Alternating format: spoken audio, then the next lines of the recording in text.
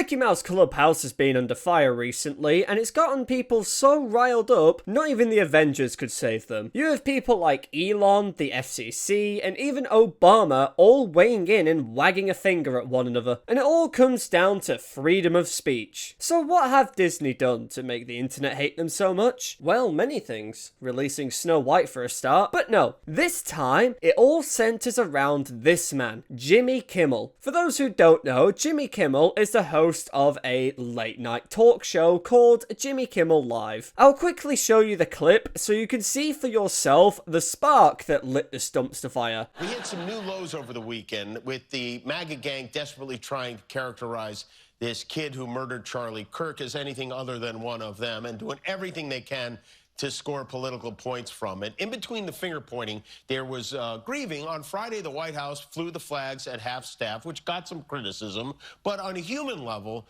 you can see how hard the president is taking this. My condolences on the loss of your friend Charlie Kirk. May I ask, sir, personally, how are you holding up over the last day and a half, sir? I think very good. And by the way, right there, you see all the trucks?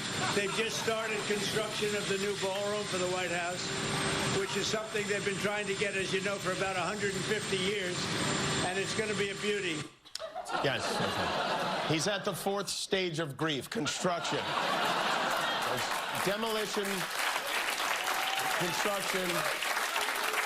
This is not how an adult grieves the murder of someone he called a friend. This is how a 4-year-old mourns a goldfish, okay? That 1-minute clip has caused more controversy than Kanye's Twitter feed. And whether he was joking or not, suggesting Charlie Kirk's killer was MAGA seemed to have annoyed quite a few people. So much so that the big dogs over at the FCC, like Brendan Carr, pressured Disney into pulling the show indefinitely. They literally hit them with the "we can do this the easy way" or the hard way. He really just used good cop, bad cop, and it worked. Because after Jimmy Kimmel's show was suspended, Brendan would then celebrate, saying that this is not the last shoe to drop. Not sure if that's some American phrase, I don't know, but to me it sounds like he's gonna take all of Jimmy's shoes away, down to the last croc. He also stated that consequences are going to continue to flow. Yikes. Now, if you know anything about the American population, it's that they love their rights.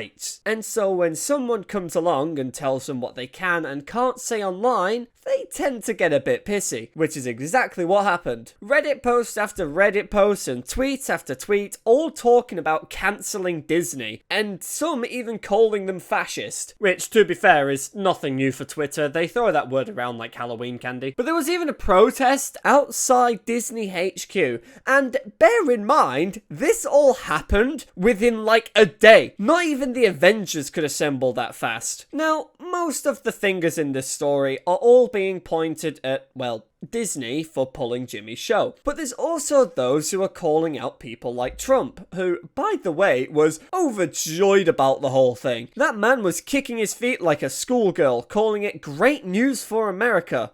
I'm sure everyone agrees. But there are also those who defend Disney, claiming that Disney only pulled the show because people like Trump and Brendan pressured them into doing so. But here's the plot twist, sports fans. Big names at Disney are also telling people to boycott them. Talk about friendly fire. Big names like Damon Linda, the guy who made Lost, have stated that they can't in good conscience continue working for Disney. Even She-Hulk is telling people to cancel their subscriptions. I mean, not like anyone was going to watch her show anyways, but still. Disney have yet to issue a full statement regarding the matter. The most I could find was that they are hopeful the show will come back. After seeing the amount of support Jimmy Kimmel has gotten in such a short amount of time, I wouldn't be surprised if Disney backpedals like they usually do and puts it back the way it was. Oh yeah, and while editing this video, it's also just been released that Disney have already lost over $3 billion